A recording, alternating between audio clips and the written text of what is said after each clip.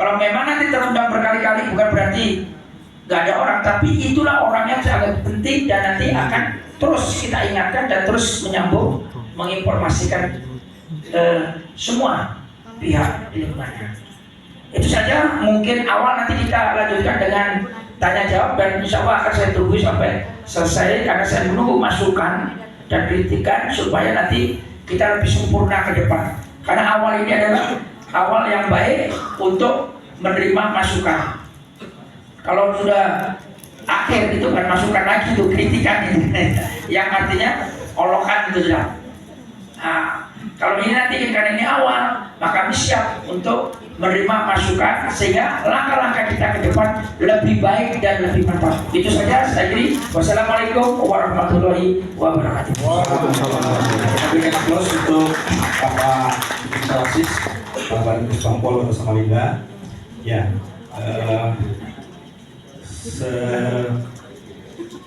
dalam waktu beliau menyampaikan tadi saya sempat mencatat dua hal utama yang beliau sampaikan. Yang pertama adalah bahwa peserta yang ada saat ini adalah juga sebagai narasumber.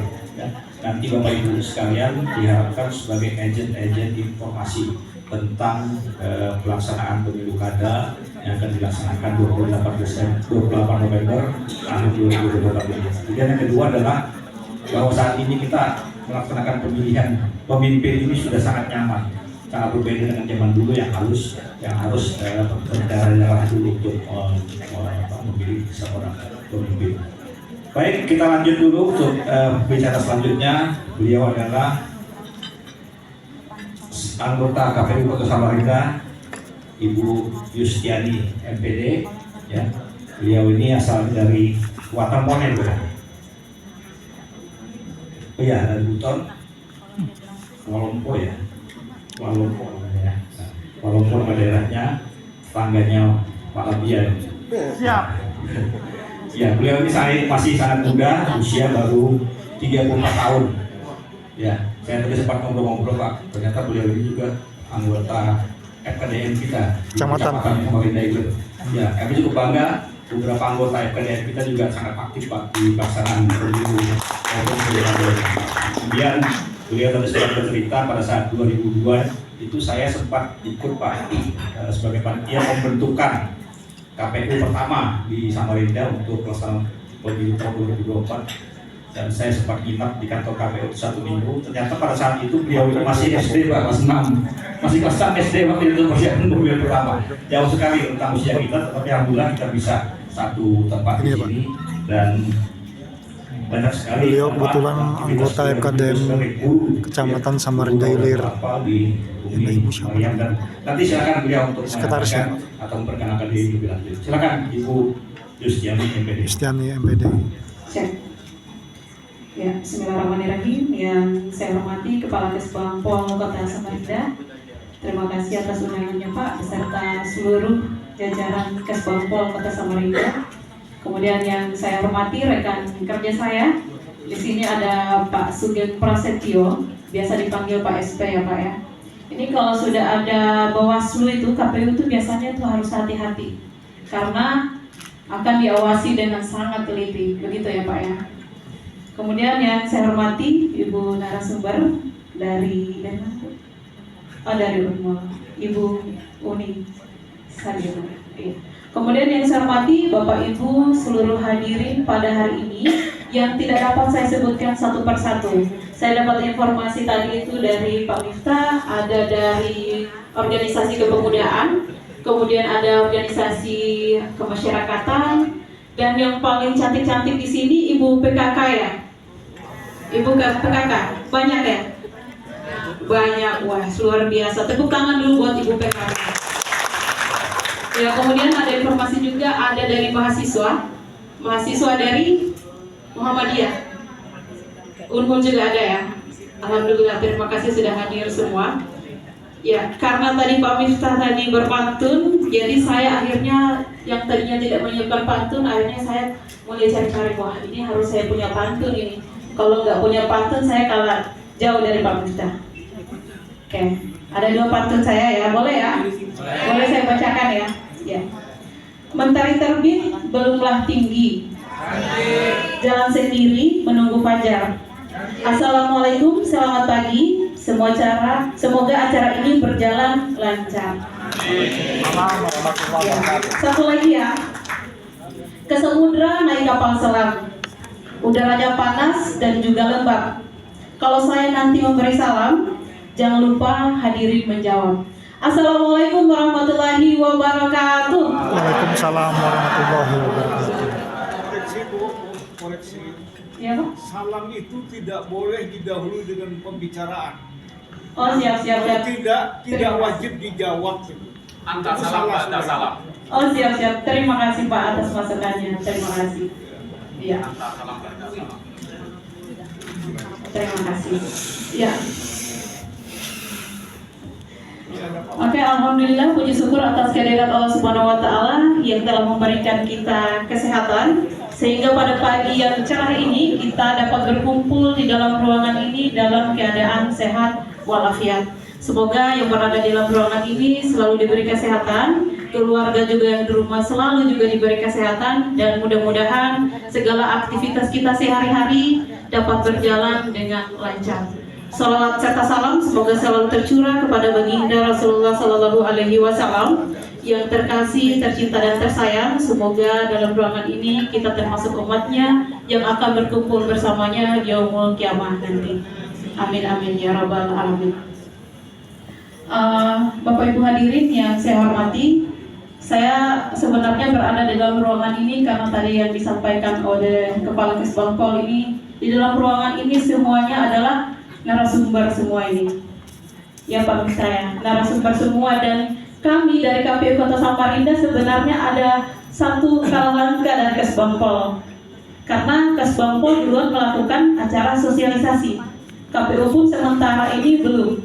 Karena jujur saja KPU Kota Samarinda dari bulan April kemudian sampai bulan Mei ini kegiatan kami itu sangat padat sekali dan sangat beririsan. Yang divisi hukum sekarang lagi ke Jakarta sedang melaksanakan PHPU, perselisihan hasil pemilihan umum di Mahkamah Konstitusi. Insya Allah sidangnya hari ini. Kemudian divisi teknis sekarang lagi mengerjakan kegiatan verifikasi administrasi calon perseorangan dari mulai tanggal 23, waktu akhirnya itu adalah tanggal 2 Juni. Kemudian divisi data sekarang lagi melakukan kegiatan pemetaan TPS. Dari pemetaan TPS itu tadi, maka akan kemudian divisi SDM akan melakukan perekrutan Pantarli. Jadi keakuratan pemetaan data DPT itu nantinya akan berpengaruh dengan jumlah Pantarli di semua TPS. Ya, karena terkait dengan Pantarli ini informasi dan pengalaman yang pemilu kemarin itu ada masalah. Kenapa masalah? Karena yang tadinya TPS-nya itu jumlahnya 2000 lebih, yang lebih banyak lagi. Kemudian jumlah Pantarlinya itu sudah direkrut, ternyata KPU RI suruh untuk dikurangi. Nah, otomatis Pak, jumlah Pantarlinya juga dikurangi Pak. Ini orang-orang sudah mengurus surat kesehatan, kemudian harus dikurangi, ya ngamuk Pak. Marah. Dan insya Allah mudah-mudahan tahun ini jangan sampai itu terjadi kembali. Makanya divisi data sampai tadi subuh itu masih melakukan pemetaan. Dan informasinya tadi pagi itu alhamdulillah pemetaannya sudah selesai. Tinggal dilaporkan ke KPU Provinsi Kalimantan Timur. Seperti itu. Jadi itulah kemudian kenapa KPU Kota Samarinda baru akan melakukan kegiatan sosialisasi kepada masyarakat itu pada bulan Juni ini. Insya Allah. Karena itulah kemudian karena di sini semuanya narasumber, juga kami akan meminta bantuan. Kami akan minta nama-nama di sini yang sudah hadir. Semoga nanti kami bisa dibantu untuk menjadi narasumber atau kami dibantu untuk melakukan sosialisasi di masyarakat minimal di lingkungan keluarga. Seperti itu Bapak Ibu ya. Oke, lanjut materinya. Ya, boleh saya berdiri ya? Izin Bapak Ibu.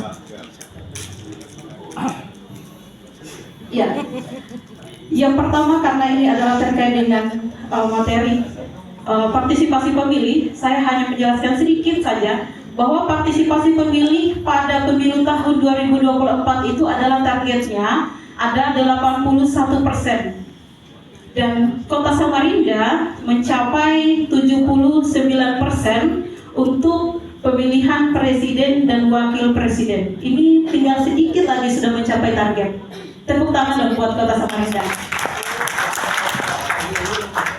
Ya, kemudian saya juga ingin menambahkan tadi Pak Kepala Kesbangpol bahwa 2015 itu terkait dengan Pilwali tahun 2015 itu jumlah partisipasi pemilih itu adalah 52,26%. Dari target itu kurang lebih 76%. Itu jauh memang di bawah standar dari target nasional, tetapi kita harus perlu berbangga bahwa di tahun 2000 sebelumnya 2009 itu Pak, itu partisipasi pemilih itu hanya 47%. Padahal itu bukan pandemi. Dan Samarinda di saat pandemi itu meningkat dari 47% kemudian naik 52%. Kalau saja itu bukan pandemi, mungkin akan lebih naik lagi seperti itu. Jadi kita harus perlu berbangga bahwa partisipasi pemilih di Kota Samarinda semakin tahun itu adalah semakin meningkat. Seperti itu ya. Oke, kenapa kita harus memilih? Ada yang boleh sharing di sini? Mungkin ibu-ibu biasanya nih yang paling kencang nih ibu-ibu. Ayo ibu-ibu, ada yang mau sharing? Kenapa kita harus memilih? Iya, jadi kenapa kita harus memilih? Ini kita ambil simpelnya saja. Dalam kacamata saya sebagai ibu rumah tangga. Karena kenapa kita harus memilih? Karena memilih itu kita sedang membangun masa depan kita. Memilih itu kita akan menentukan siapa pemimpin kita, dan pemimpin akan membuat kebijakan, dan kebijakan itu akan turun ke kita. Jadi kemudian kalau kita tidak datang memilih dalam artian ini golput, kemudian kita ada yang sudah naik jadi pemimpin, misalnya wali kota, wah itu wali kotanya itu nggak bagus, mulai protes-protes. Padahal pada saat disuruh memilih dia golput. Ya, ada yang golput nggak di sini? Nggak ada ya, alhamdulillah. Nggak ada di sini yang golput. Iya. Kemudian sebagaimana dalam Undang-Undang Nomor 6 Tahun 2020 tentang perubahan ketiga atas Undang-Undang Nomor 1 Tahun 2015 tentang penetapan peraturan pemerintah pengganti Undang-Undang Nomor 1 Tahun 2014, kemudian ada namanya Undang-Undang Pilkada Nomor 10 Tahun 2016 bahwa pemilihan itu atau biasa disebut dengan pilkada dan sebagai sarana kedaulatan rakyat untuk memilih gubernur dan wakil gubernur serta wali kota dan wakil wali kota secara langsung, bebas, rahasia, dan adil dalam NKRI berdasarkan Pancasila dan Undang-Undang Dasar 1945. Jadi ada namanya pemilihan, ada namanya pemilu. Nah ini sebenarnya kelihatannya dua kata itu kayak mirip-mirip aja, tetapi ternyata ini adalah berbeda. Kalau pemilu itu biasa kita itu adalah pemilihan umum yang akan memilih presiden, kemudian DPD RI, DPR RI, DPRD provinsi dan DPRD kota. Tapi kalau pemilihan itu biasa adalah memilih kepala daerah. Itu. Lanjut. Ya, ini adalah tujuan pemilihan kepala daerah serentak tahun 2024. Lanjut aja. Ya, asas pemilu ada jujur, adil, langsung, umum, bebas, rahasia. Saya rasa di sini tidak perlu saya jelaskan. Lanjut aja. Ya. Kemudian kapan sih dilaksanakan pilkada? Pilkada serentak dilaksanakan setiap 5 tahun sekali. Kemudian pilkada dilaksanakan pada hari Rabu, tanggal 27 November tahun 2024. Ini sebenarnya gini. Ada juga yang kadang-kadang kita itu selalu bercanda. Kenapa sih pemilu itu selalu dilaksanakan hari Rabu? Ada yang tahu nggak? Pemilu itu selalu ada hari Rabu. Coba di searching di Google, itu nggak ada itu pemilu dilaksanakan hari Selasa, hari Senin, hari Minggu. Ini pemilu dilaksanakan aja tanggal merah aja hari Minggu. Nggak ada. Selalu hari Rabu. Ya Pak. Nanti Pak Miftah aja yang jawab. Lanjut ya. Ya. Lanjut. Ini adalah tahapan penyelenggaraan pilkada tahun 2024. Itu yang pertama, kemarin kami sudah melaksanakan pembentukan badan ad hoc.